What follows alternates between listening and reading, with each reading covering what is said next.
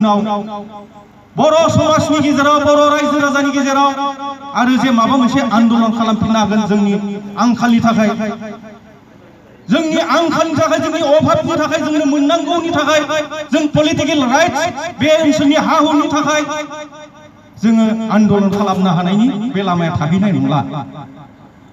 मानो होनोब्ला बे एकर्डआव बयबो सिगनेचार होनो थाखाय दिनै राजि दं। बे थामथि एकर्डआव मोनफ्रोमबो आफादा दिनै सिगनेटरि जानो ओंखारगासिनो दं।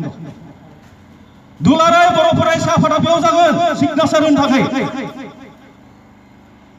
एनडिपि प्रग्रेसिभनि मोनथाम ग्रुपआ सिगनेचार होगोन। नाथाय नै बाथ्राया सैथो बाथ्रा। देरेन बर' ग्रुपआ दिनैनि तारिखआव स्ट्रंलि अपोज खालामगासिनो दं।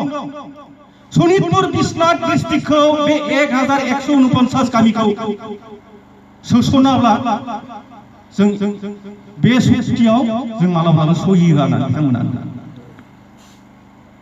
मानो होनोब्ला जों बिथांमोनजों नांथाबनानै दं आरो बिथांमोननि सिन्दाधाराफोरखौ जों मोनदाङो। धीरेन बर' बिथांनि सिन्दाधाराखौ मोनदांदों जोङो। फैलाव मोसाहारि एम फैलाव बिथांनि सिन्दाधाराखौ जों मोनदांनो हादों। बिथांमोना मालाबाबो गनाया। बिथांमोना मालाब्लाबो गनायनायबो नङा। आरो बेखायनो बिथांमोना गनायाब्ला आरो बिथांमोननो सोरनि हेफाजाब नांगोन? जोंनि बे ओनसोलनि रायजो जानाय साफ्रोमबो बर'फोरनि हेफाजाबखौ बेयाव नांगोन। आरो बे हेफाजाबखौ नोंथांमोना होगोन। धीरेन बर' ग्रुपजों नोंथांमोना थागोन। हेफाजाबखौ होगोन ना होआ? जुदियाव हेफाजाब होगोन ना नोंथांमोना?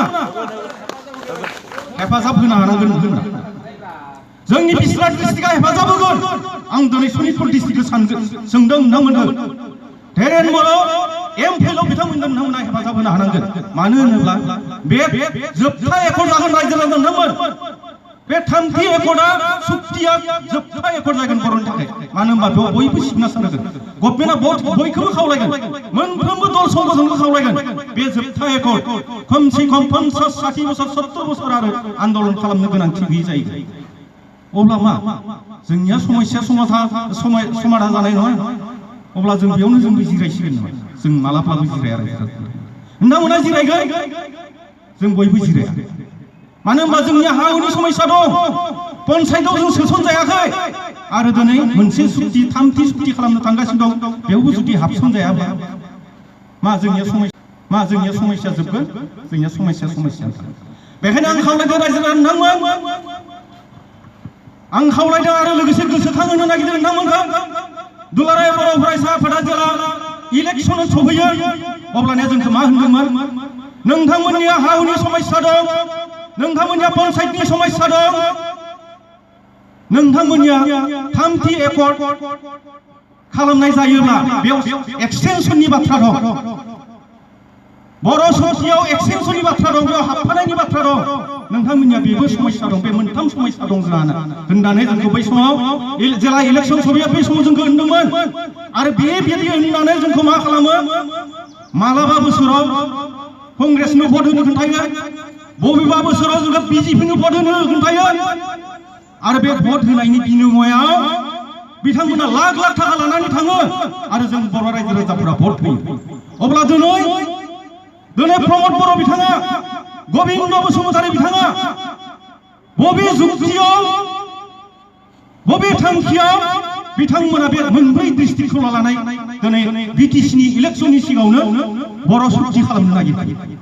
आरो लायनो जोंनि सनितपुर आरो बिश्वनाथनि समस्याखौ बे एकर्डनि मोनसे दफायाव लिरनांगौ जे नायगिदिंनो थाखाय कमिसन मोनसे कमिटि दाना होथों होननानै।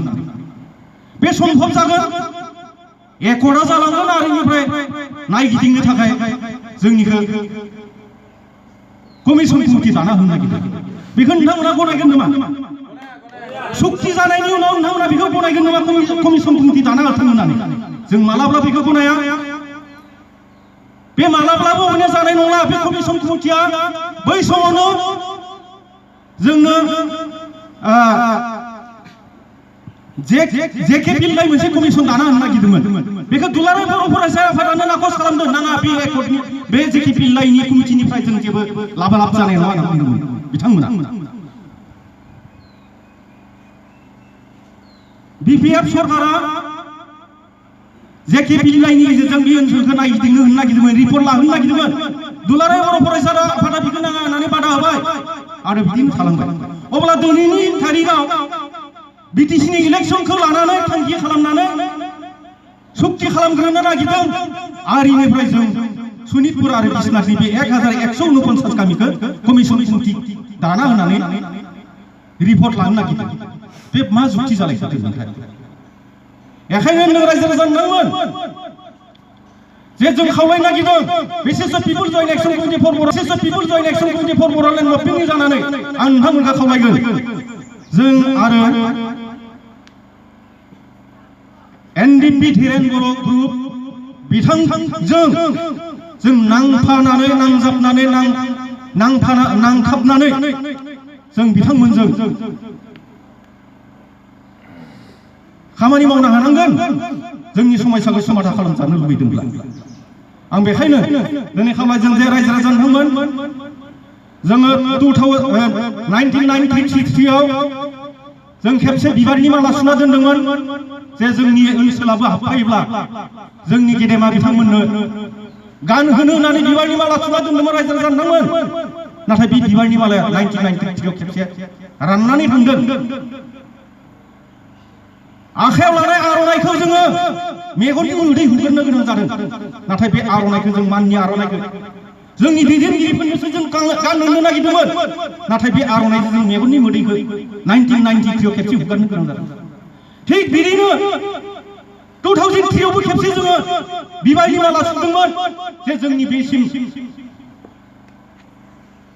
बर' सुक्तियाव हाबफागोन आरो बेखायनो जों बिबारनि माला सुना दोनदोंमोन आखायाव माननि आर'नाइखौ लानानै जोङो नेनानै दंमोन बिथांमोननो गोदोनायाव गानहोनो बे खेबावबो जोंखौ बे माननि आर'नाइजों मेगननि मोदैखौ हुगारहोनो गोनां जादों आरो दिनै थामथि खेबावबो बेखौनो खालामगोन नामा जों मालाब्लाबो बिदि जानायखौ लुबैयाखै रायजो राजा नोंथांमोन बेखायनो जों सांग्रां जानांगोन मालाब्लाबो बेखौ गनायनो हानाय नङा आरो दिनैनि बे तारिखआव एनडिपि धीरेन बर' ग्रुपआ जोंनि थाखाय स्ट्रंलि नांदों आरो बे नांनायाव जोङो सनितपुर आरो बिश्वनाथआ हेफाजाब होनांगोन रायजो राजा नोंथांमोन आरो बेखौनो खावलायनानै आंनि सुंद' बिबुंथिखौ एसेयावनो फोजोबनाय जाबाय।